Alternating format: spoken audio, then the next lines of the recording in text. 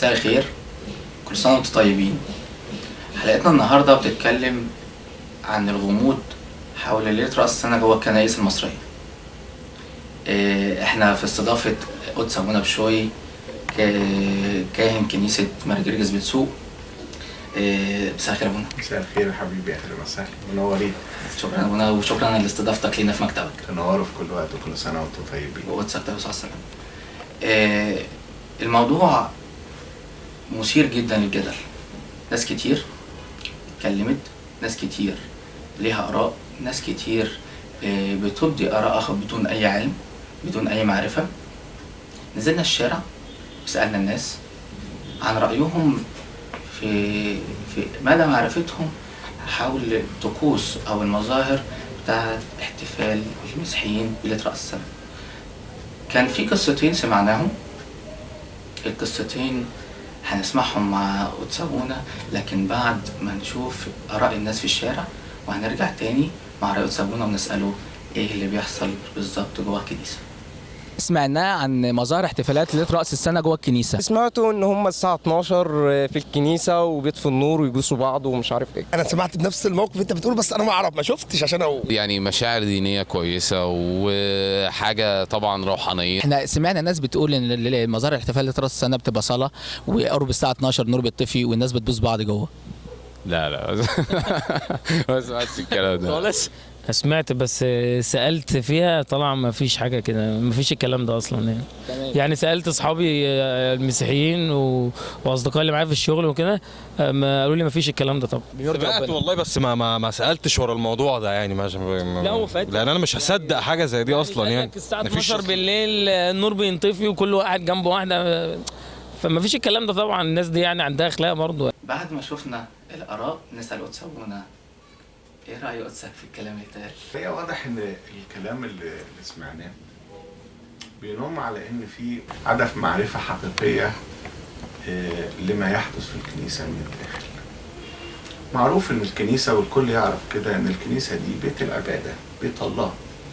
وبيوت العبادة هي بيوت للتقرب الى الله، التقرب والصلاة اساسها، وان الواحد يخاطب ربنا في بيت العبادة. اي دور لدور العبادة اساسه ان احنا تكلم ربنا. لما تكلم ربنا تقدر تطلب منه طلباتك، تقدر يستجيب لك، تحس براحة، تحس بسلام، وده أساس دور العبادة. فبالتالي في داخل دور العبادة لازم التمركز الحقيقي يبقى ناحية ربنا، مش ناحية أي أشخاص أو ناحية أي آخر حواليا أو محيط بيا. وده أساس دور العبادة. احنا بندخل المكان لكي ما نرفع قلوبنا لله ولكي ما نصلي. وفي مفهوم مهم جدا لازم الناس كلها تبقى عارفاه، ان المسيحية اساسا بتبقى معتمدة اساسا على فكرة ان الروح تبقى والجسد يزول. معروف عبارة ان التراب يعود الى التراب، والجسد ده جسد ترابي. فبالتالي المسيحية بتركز على الذي يبقى. معروف ان انت كلنا عارفين ان الانسان عبارة عن جسد وروح. الجسد يفنى، يرجع إلى التراب حيث ما أخذ منه، والتراب يعود، لكن يبقى الروح، والروح هي التي ترجع إلى خالقها، إلى بارئها، روح الله، نفخة الله التي ينفخها في الإنسان لكي ما يكون فيه روح. حتى لما تعبير يعني الدارج، لما واحد بيتوفى نقوله طلعت روحه، طلعت روحه يعني انفصلت روحه عن جسد. فالإنسان طول ما هو عايش في الأرض هنا بيبقى فكرته الأساسية أو فكرة الديانة أو الدين إن الإنسان لا يهتم بما لا يبقى، بما يزول، ولكن يهتم بالذي يبقى اللي هي الأرواح. ودايما، ودي نقطة مهمة جدا احنا بنأكد ليها على أولادنا وكل اللي بيدخلوا الكنيسة، أن دائما الجسد في خدمة الروح. الجسد في خدمة الروح. الروح عايزة تصلي، عايزة ترفع لربنا مكانها الفوق.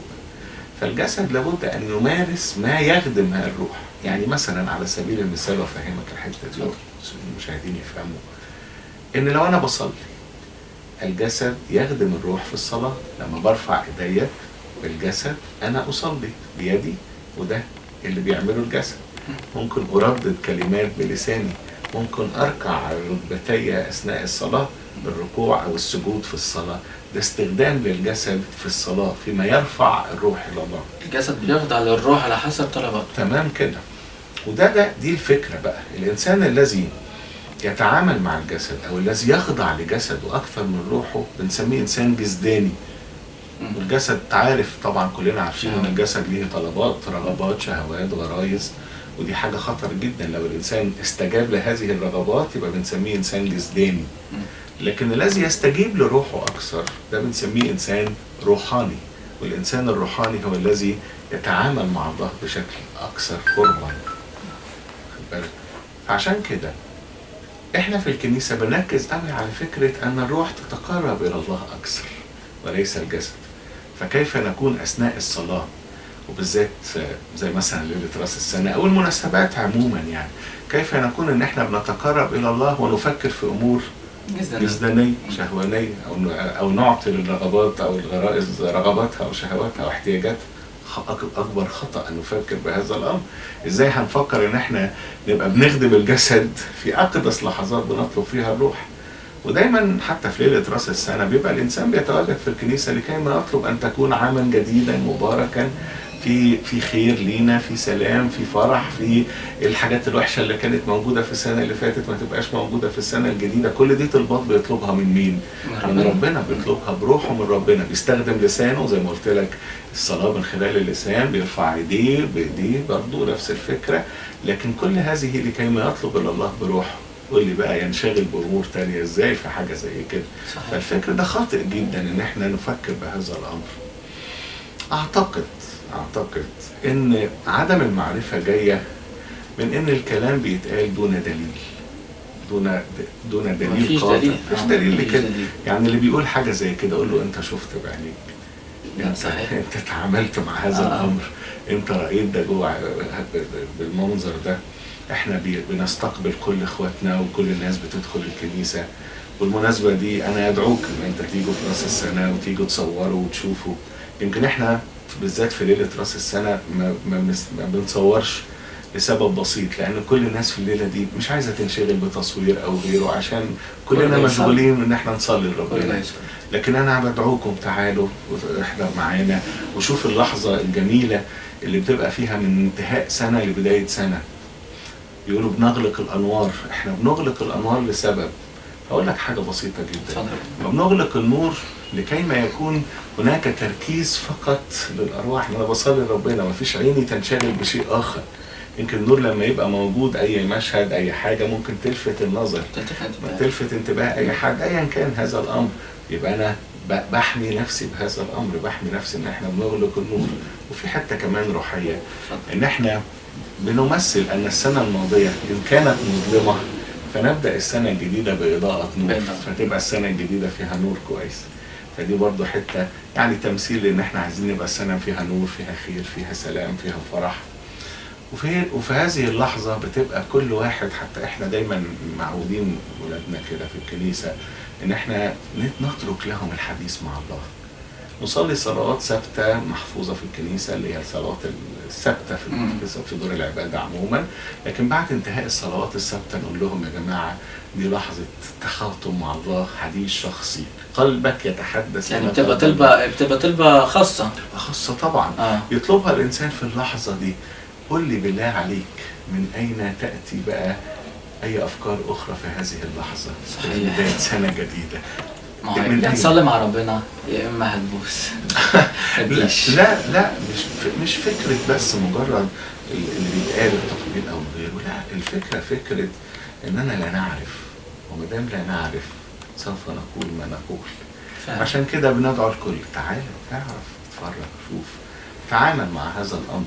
وعلى فكره لينا اخواتنا كتير جدا بيجوا يهنونا في ليله راس السنه، مش بس في ليله العيد على فكره، عيد الميلاد يعني، لكن بيجوا في ليله راس السنه وبيهنونا وبيحضروا معانا.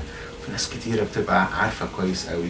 يعني انا عايز اقول لك حاجه يمكن بانت في التقرير اللي انتوا عملتوه، مش كل الناس ما تعرفش ومش كل الناس فاكره غلط. لا، عارفين، في ناس كتير عارفه انها لحظات صلاه ولحظات تقرب من ربنا.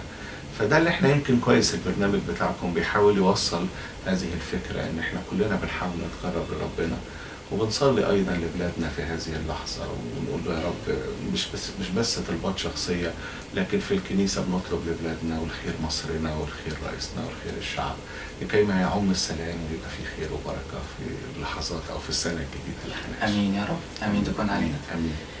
زي ما شفتوا ان الرأيين احنا اتكلمنا عليهم في اول الحلقه، هم الرأيين اللي قدس ابونا اتكلم عليهم والشريعة اتكلم عليهم. ان الناس شايفه ان الكنيسه جواها صلاه، جواها تعبد لربنا، جواها ختام سنه قديمه وبدايه سنه جديده. زي ما في برضو ناس شايفه ان المسيحيين جوا الكنيسه بيروحوا علشان خاطر يحتفلوا ليلة رأس السنة وقرب نهاية السنة القديمة، ومع قرب الساعة 12 تطفأ الأنوار، وزي ما قالوا إن هما بيقبلوا بعضهم بعضا نساء ورجال. أظن رسالة وصلت، أبونا رد عليها باستفاضة شديدة جدا. وفعلا يعني ازاي يتصابونا فعلا ناس جايه تصلي وتطلب من ربنا في اخر لحظات من السنه القديمه وفي اول لحظات من السنه الجديده، طلبه من ربنا ان هو يعينها في اللي جاي ويسامحها اللي فات، وبتحمده على كل ما شافته في اللي فات، وازاي ممكن فعلا انها تعمل حاجه تغضب ربنا. بس في نقطه كمان مهمه، اتفضل. احترام بيت الله طبعا. يعني الفكره مش في اللحظه، خلي بالك، بس برضه نقطه مهمه، يعني مش فكرة انها اللحظة دي بس عشان هي ليلة راس السنة فبنحترم هذا الامر، لكن وجودنا في بيت الله زي ما قلت لك في الاول بيت العبادة. طبعا. بيت ربنا اذا كان هو بيت العبادة، كيف يكون لبيت العبادة مكان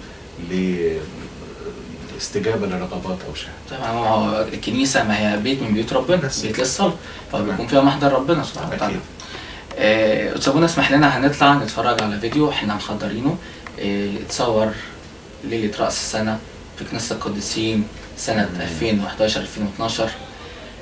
هنطلع نشوف التقرير ده مع بعض وهنرجع تاني مع واتساب.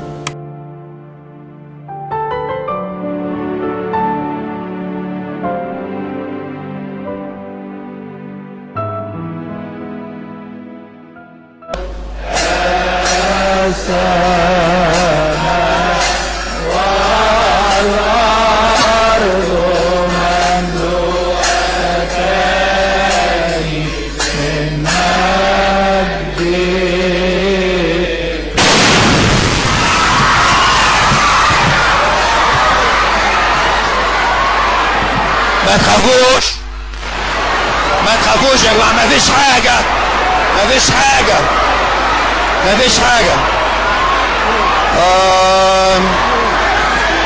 محدش يخاف، مفيش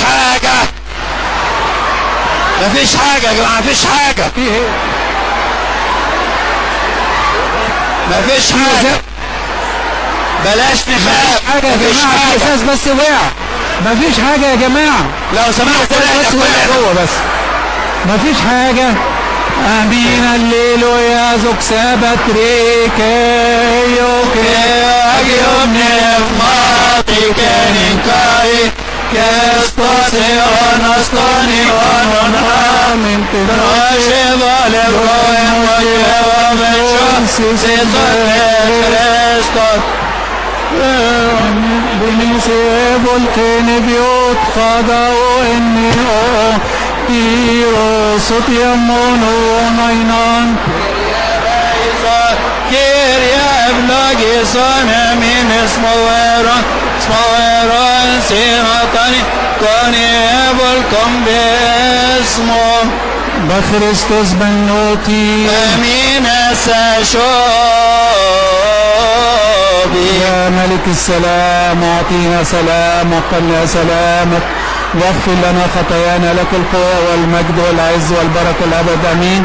اللهم اجعلنا مستحقين نقول بالشكر يا أبانا الذي في السماوات ليتقدس اسمك، يأتي ملكوتك، تكن مشيئتك كما في السماء كذلك على الأرض.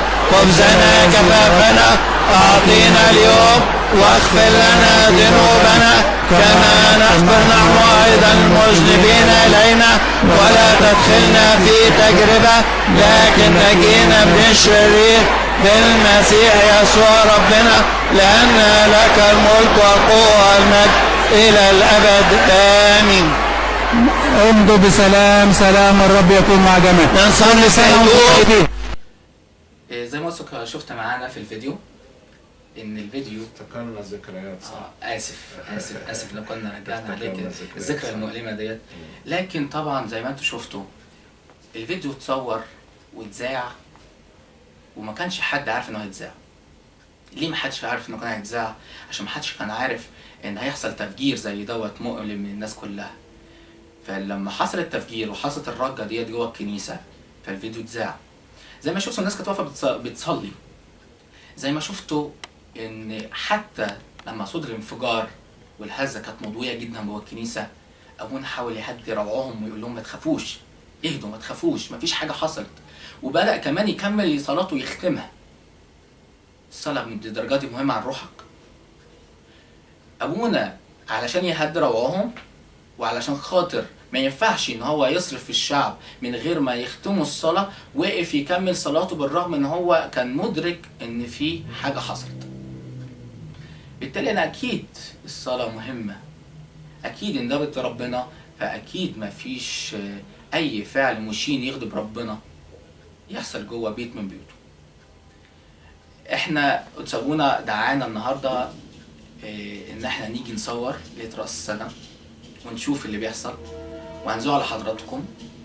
احنا هنوقف اذاعه البرنامج لحد ما نصور اللي هيحصل ليله راس السنه 2015 وهنعرضه في البرنامج وهتشوفوا واحنا كلنا هنشوف ايه اللي بيحصل جوه كنيسه ماري جرجس بتسوق، وديت اسطمبه من اللي بتحصل جوه كل كنايس مصر كلها الارثوذكسيه.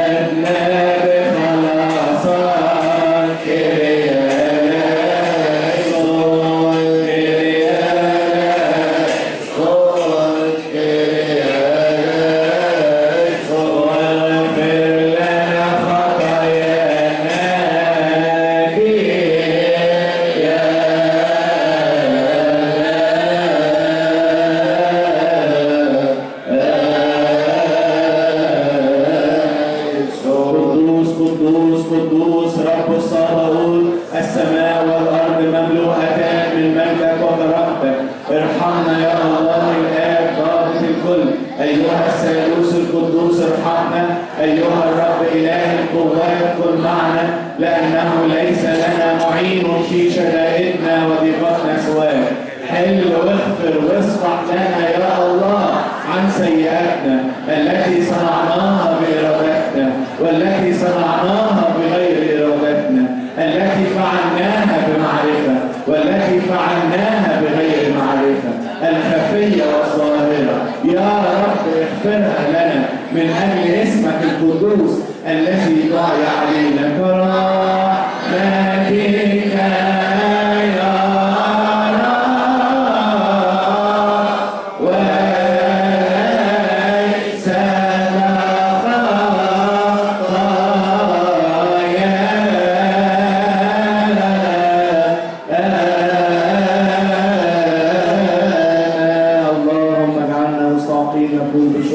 أبانا الذي في السماوات ليتقدس اسمك، ليأتي ملكوتك، لتكن مشيئتك كما في السماء كذلك على الأرض.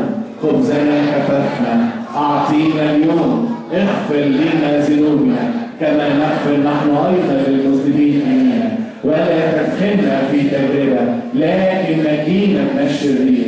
بالمسيح يسوع ربنا، لأن لك الملك والقوة والمجد إلى الأبد آمين. أيها السيد الرب يسوع المسيح ابن الله الحي الأزلي، أن عقولنا لنفهم أقوالك المحيية، وانهضنا من ظلمة الخطية القاتلة للنفس. اجعلنا أهلا أن نكون مستقيمين في عمل الخير، وفي وقت مجيئك لتدين العالم أن نستحق سماع ذلك الصوت المملوء فرحا القائل: تعالوا إلي يا مبارك أبي، رثوا الملك المعد لكم من قبل إنشاء العالم. نعم يا رب، سهل لنا أن نكون في تلك الساعة بغير خوف ولا اضطراب ولا سقوط في الدينونة، ولا تجازينا من أجل كثرة أثامنا، لأنك وحدك المتحنن الطويل الأناة الكثير الرحمة، بشفاعة سيدتنا والدة الإله القديسة مريم وشفاعة جميع مصاف قديسين. آمين. فرصة نقدم فيها طلبات خاصة لربنا. كل واحد فينا يرفع قلبه بهدوء وسكون لكي ما يتكلم الله معه.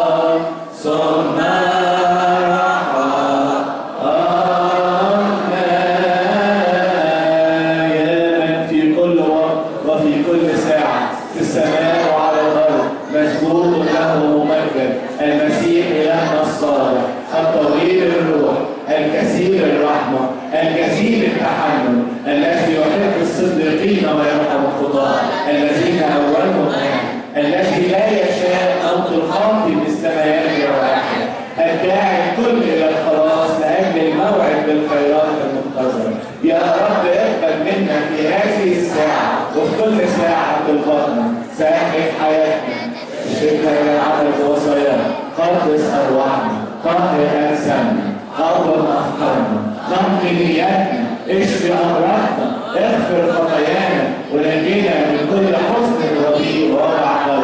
أحبنا بملائكة القديسين لكي نكون بمعسكرهم محفوظين ومرشدين لنصل إلى اتحاد الإيمان وإلى معرفة مجدك غير المحسوس وغير المحدود فإنك مبارك إلى الأبد آمين. أخيرا يا رب استجب لنا حين ندعوك جميعا بشكر قائلين أبانا الذي في السماوات ليتقدس اسمك ليأتي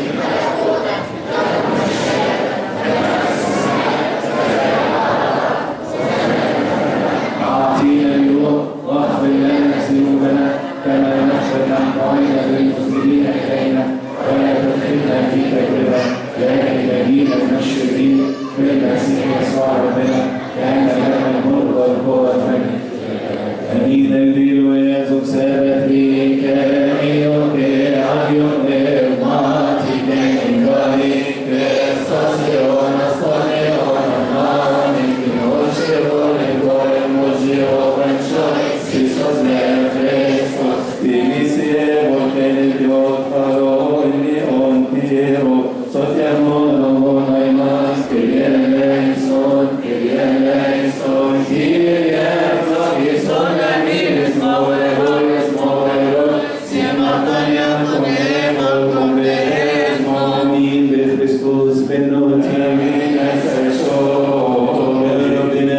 المسيح يا ملك السلام أعطينا سلام قرر لنا سلامك اغفر خطايانا ليك القوة والمجد والعزة والبركة إلى الأبد آمين. نصلي جميعا يا أبانا الذي في السماوات ليتقدس اسمك ليأتي ملكوتك لتكن مشيئتك كما في السماء كذلك على الأرض.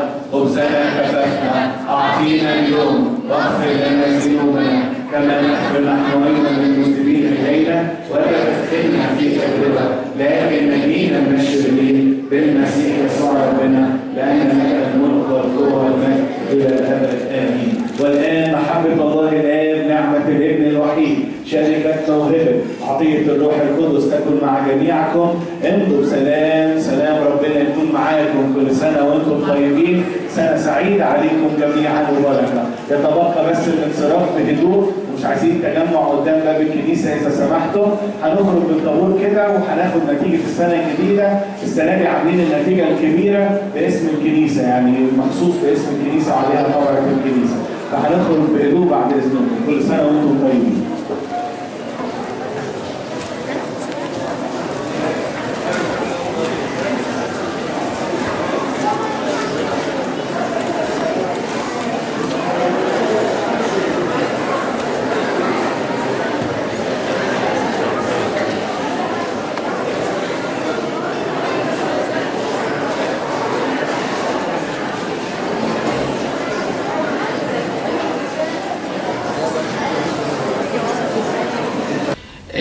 نشكر قدسك على الاستضافة. أنا اللي بشكركم تنورتونا وسنة سعيدة عليكم. برنامج ناجح إن شاء الله. شكرا مفيد لكل اللي بيسمعه وبيتفرج عليه ويا رب السنة الجديدة تبقى خير علينا كلنا يا رب. إخواتنا المسلمين وكل المصريين وكل اللي بيتعامل مع ربنا بقلب نقي. نقول يا رب دايما بارك في كل ولادك وبارك في كل اللي بيتعاملوا معاك. يا رب. طلب أخير تأمرنا. توجه قدسك إيه رسالة لكل واحد في مصر أو بل في العالم كله مع قرب نهاية السنة وقرب بداية السنة الجديدة؟ أنا أتمنى إن تكون سنة 2016 هي سنة المحبة. المحبة هي أصل لكل شيء. المحبة التي لا تسقط أبدا زي ما الكتاب المقدس قال لنا. وزي ما متعلمين إن إلهنا هو إله المحبة، الله محبة. فلو نتعلم المحبة من ربنا هتختلف حاجات كتيرة جدا. المحبة اللي تخلي الواحد يخدم أخوه بدون ما يفكر ماذا يأخذ منه. المحبة اللي تخلي الواحد يبدي أخوه عنه سواء في طابور أو في مكان أو في طريق عربيات.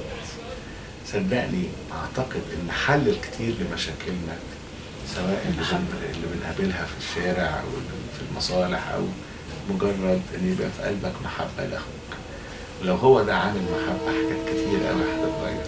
نحب بعضنا بعض، المحبة التي لا تسقط أبدا. الإنجيل قال كده. المحبة التي لا تسقط أبدا. لا تسقط أبدا. وطول ما في محبة جوه بلدنا مصر لا تسقط أبدا. امين يا رب. ربنا يحفظ بلادنا.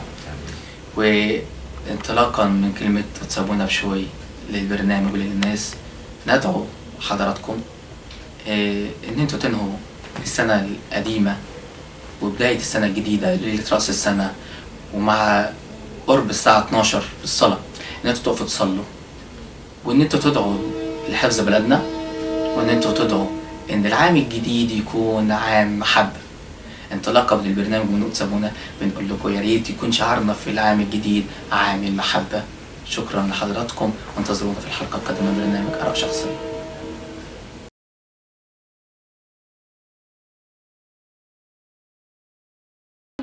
انا بمشي خايفه. كلمه انا كرهت الرجاله بسبب حاجات كتير قوي حصلت.